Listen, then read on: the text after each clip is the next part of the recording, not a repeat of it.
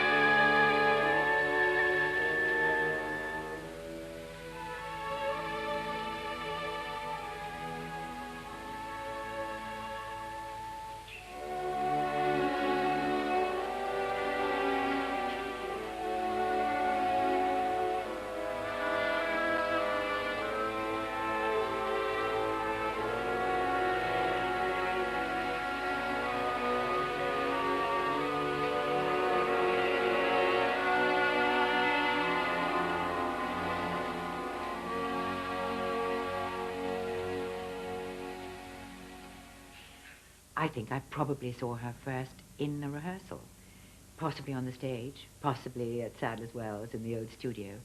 And like all the other young ones, you know, one was very in awe, not just of her, but of all the, well, especially of somebody like Bobby Helpman, who was frightening to a degree, Dame Ninette even more so. And so we didn't really get to know them at all at that point. But the war was to change all that. The men, Madam insisted, were called up, but the women were excused being called up, providing we gave 6 weeks' performances to the troops a year, in Ensa, as it was called. So we used to dance in the hangars, and we used to go to the army camps, and we had a sort of feeling of being part of the war effort. And we danced, you know, in those days we had performances every night, 6 nights a week, and 3 matinees a week, Wednesday, Thursday, and Saturday. And we would come into the theatre about 9:30 in the morning.